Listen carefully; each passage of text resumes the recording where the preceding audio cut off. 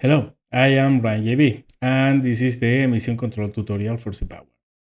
If you like this kind of content, please like this video, comment down below, share it with some others that might enjoy it as well, and if you aren't yet, please consider subscribing to the channel. Let's begin by defining EMCON. What is it? Well, imagine a radar set, one you are using to try and detect an enemy. To do so, your radar pulses need to go out, reflect of a target, and then return to you. Your radar will receive the reflected signal, and then it will calculate the distance based on the time it takes for the pulse to travel out and back, the direction by noting the bearing of the reflected pulse, and the altitude by measuring the inclination of the reflected pulse relative to the radar. But you also need to understand that those radar pulses that are giving you information about the enemy are leaking information towards them because they can hear those pulses too. Additionally, you have to keep in mind that a radar signal travels much farther than their effective range, meaning that the enemy can hear your radar signals from beyond the point that you can detect them. The enemy can identify the bearing of your radar emitter simply by noting the direction from which the pulses arrive. And if they have advanced enough receivers, they can analyze the radar's characteristics, such as the frequency and power output, to determine the specific type of radar being used. Now consider this. If two or more enemy platforms detect your emissions from different locations, they will triangulate your position. This means that by turning on your radar, you may very well be giving away your location, potentially from distances beyond the radar's detection range. Radar is designed to detect the enemy's position. Ironically, by activating it, you may be handing over your position to the enemy instead, especially if they are operating beyond your radar's range. And this goes further. By analyzing radar signals, the enemy can identify the type of radar being used. Knowing this, they can deduce the identity of the vessel operating it, as different platforms are equipped with specific radar models. Now imagine this. You are walking on the street on a sunny day, and suddenly a voice comes from behind you. Someone is calling for you. And you identify that voice. You immediately know whose voice is that. Well, that happens because you know someone and you know someone's voice, and you relate that voice to that person. You can recognize people just by hearing them. Well, radars are not much different. Each radar has a signature, has a voice. It has frequencies, it has some power outputs, it has many different characteristics that identify them. So by hearing a given radar, your equipment can distinguish between different enemy sets. And knowing that a given vessel, for instance, carries one kind of air radar and one kind of surface radar, well, they can identify that vessel. And so can you. As we have seen, the use of radar has serious consequences. The flow of information heading towards the enemy is significant, while the flow of information coming back to you depends on how smartly you manage your emissions. In other words, you want to switch your radar on only when the situation demands it, not randomly or carelessly. This is what EMCON is all about: controlling your emissions, emitting only when necessary, and remaining silent when it's not. Of course, this is much easier said than done. What does that mean in practice? When is it necessary to emit? When is necessary to stay silent? Well, the answers are always nuanced. I can't give you a case-by-case analysis because, simply put, the battlefield is incredibly dynamic and changes rapidly. There are also so many potential scenarios that covering them all would be impossible. However, you can learn a lot by watching gameplay, at least gameplay from someone who knows what he's doing. And here is where I do my shameless plug. I have a lot of gameplay videos of Power in this channel. If you want to see how I do and how I manage EMCON, well, you can pick a lot of tips and strategies just from watching me. I try to give explanations on whatever I do when I'm playing the game.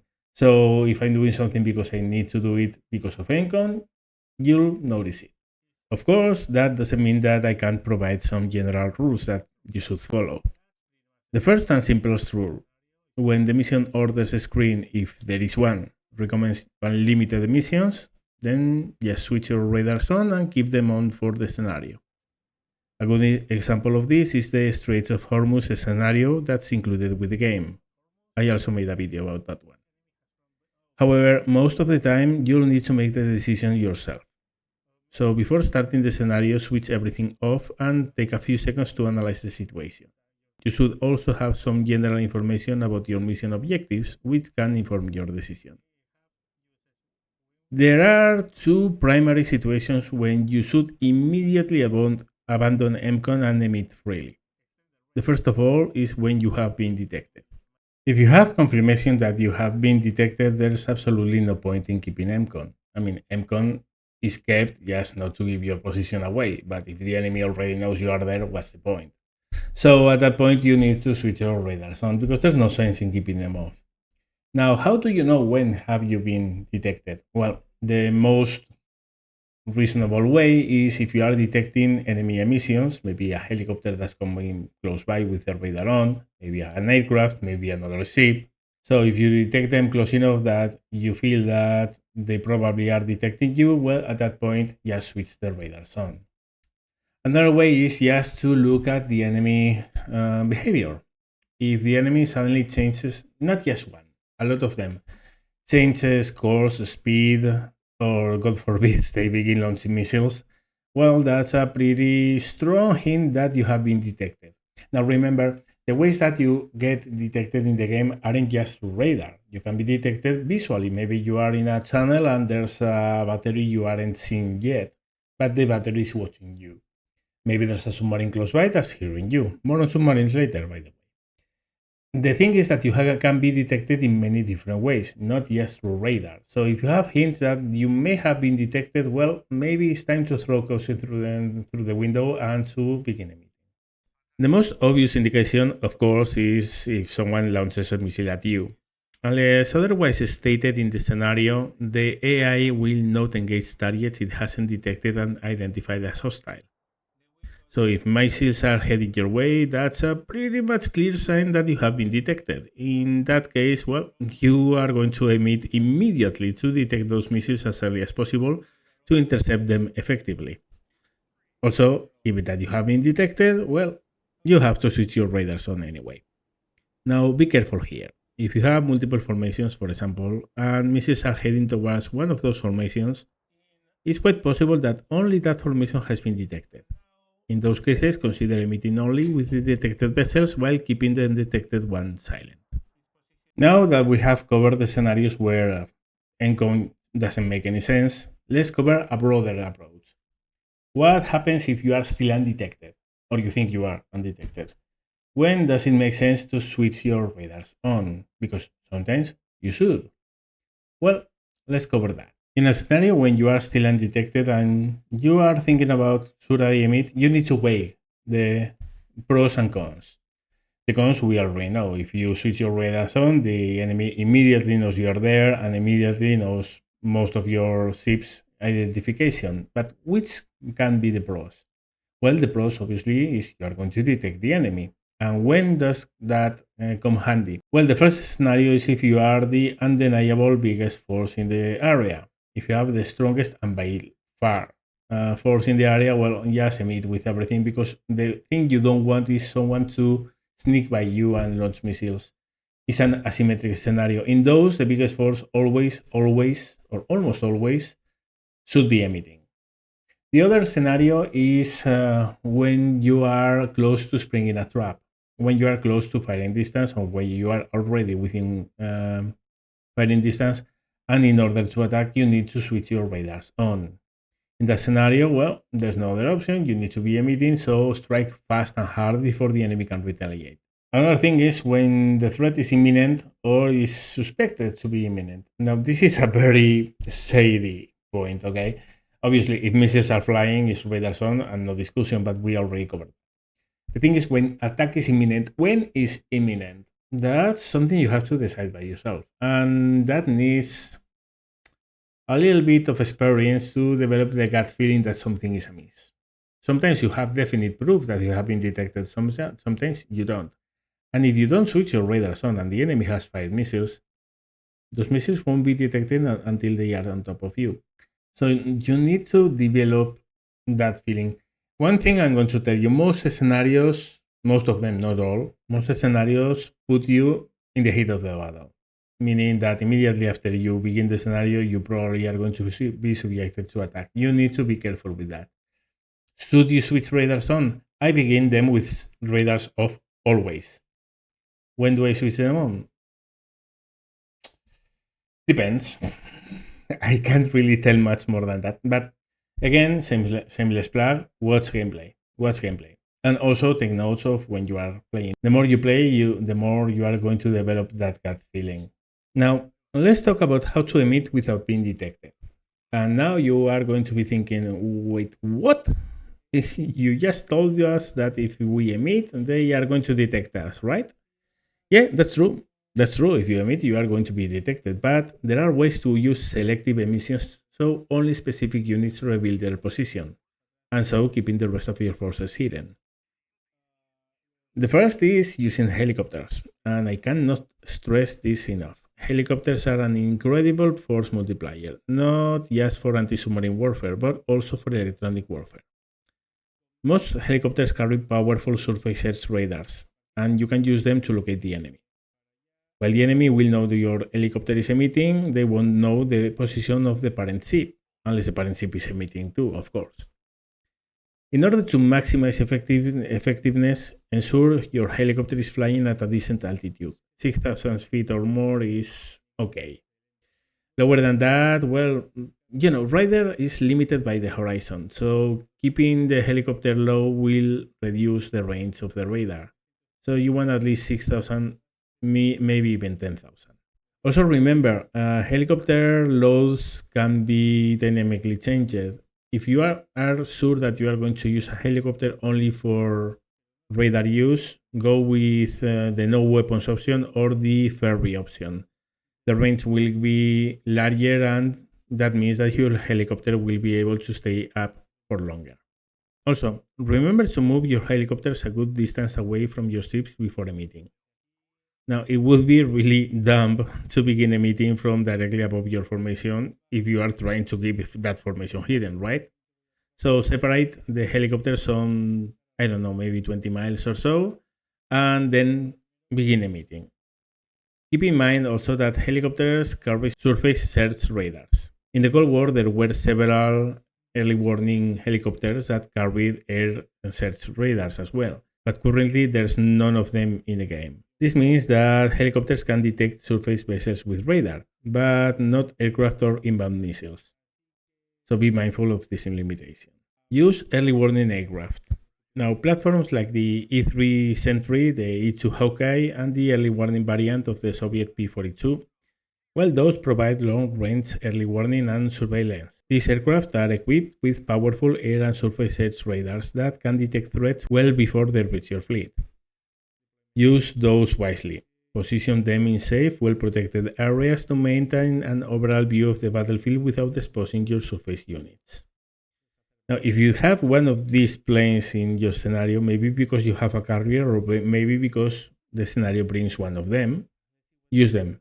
They are your main asset. Protect them at all costs. Don't expose them and use them because those planes allow you to have a view on most of the battlefield without ever having to switch your surface units radars on. Those are the cheat code of EMCON, honestly. So use them. Now, of course, some scenarios will put you in the very awkward position that you don't have any air assets at all. Absolutely nothing, not even helicopters. Well, what do you do then? Well, the solution is, and is not only for those scenarios, but in that scenario you must do this, is to use pickets. What's a picket? Well, that's a ship that's well away from your main formation and that you use to switch radar on. And you don't do it continuously. So say, we have a formation of 4 ships and we don't have any helicopter. We don't have any early warning. We don't have anything. Well, what I would do is to keep 3 ships in the main formation, more or less close to each other. If you want to see how, well, I have a formation guide as well, but I would keep those in the center and then I would use one of them, maybe 15 to 20 miles away. And once it's there, then use the radar for 15 to 30 seconds. then switch the radars off and sprint the hell out of there, change position to another place, also around 20 miles away from the main formation, where you will take another snapshot. What does this accomplish? Well, it's not going to give you a general overview of the area across time. It's a snapshot, but you get information from that way. You are going to take a peek around, and then you are going to switch the radar off. The enemy is going to detect your radar. The enemy will know your ship is there. But as you are going to sprint well out of position, as soon as you get that information and switch your radar off, well, if they fire something at you, maybe they'll miss, maybe not. Obviously, the most useful ships for this role is the frigates. They are the smallest, the more dependable, the more disposable. And being so much out there, 10 to 20 miles away from your main formation, that means that their role as anti-surface vessels is also covered. So yeah, that's another way to delegate radar to a vessel without giving away your main formation. So I also want to speak about non-radar EMCON. Because one thing that I've noticed in other Sea-Power content on YouTube is that their EMCON guides only mention radars. But, EMCON isn't just about radar. It stands for Emissions Control, which goes beyond the use of radars, both in real life and in the game. And in real life naval warfare, there are even more factors at play. In real life, probably the most important use of ELINT is not about radars. Now, actually, the first one is communications. Communications is actually the most important part of ELINT because you can hear enemy transmissions if you are well positioned. And that was especially true in the era of the Cold War. Now, in order to communicate with something, say a ship to a plane, well, the ship needs to transmit. And the plane, if it wants to answer, it has to transmit as well. That's why radio silence is so important when radios are involved. Now, in the modern era, we have data links. They are very secure, very highly directional. That means that they only propagate in one direction. Items, and those are really hard to pick. But a well-positioned ELINT vessel will pick them up. So, yeah, they are not absolutely secure, but they are much more secure. But this game covers the whole Cold War, from the end of World War II, or is intended to 1985. And in that period, data links weren't prevalent. Most was radio. Unfortunately, well, the game doesn't represent that. And this is not about the game, this part of the video. This is about real life. In real life, you really need to watch your communications because the enemy is listening to them. And if they pick them up, of course, they will be encrypted. They won't be able to know what you are saying, but they will know where the transmission is coming from. It's a way to detect the enemy. This, again, has no value for the game other than just knowing something about real life. But in other games, this is represented in Command Modern Operations, CMO. That's part of the game. Anyway, moving on to something about the game. In the game, another type of emission you need to control is noise. That's also EMCON. Your vessels and submarines make noise, and this can be detected by enemy submarines, or even sonobuoys if they are close enough. If you slam the throttle and move at flank speed, anything with a sonar in the vicinity will know you're there. Additionally, sonar contacts can not only detect but also identify vessels based on the distinctive sounds they emit. Now, we covered how sound propagates underwater in our submarine tutorials. They are linked in the description. If you haven't seen them yet, I highly recommend watching them to understand this critical aspect of underwater detection. The best way to maintain a low profile in terms of noise emission is to minimize your speed. While stopping dead in the water is impractical for surface forces, moving slowly can significantly reduce your noise signature. How slow should you go? Well, that depends on tactical situation. You need to balance your speed between the need to maneuver and the risk of being detected by a submarine. If you are certain there are no submarines nearby, and that might be something that is specified in the scenario description, this consideration doesn't apply, of course. However, if there's any uncertainty, always assume there's a submarine close that is listening at you. So what's your speed? And that's it. That's my EMCON tutorial for Sea-Power. If this video was helpful, please let me know in the comment section below. Share your ideas, suggestions, feedback, anything that has to do with EMCON in the comment section below. I answer every comment. Also, please give me the thumbs up if you want to see more content like this, and share the video with those that might enjoy as well. If you want to support me through other means, you can do it through Patreon or by becoming a member of the channel here in YouTube. Links down in the description. Thank you very much for watching, and see you later.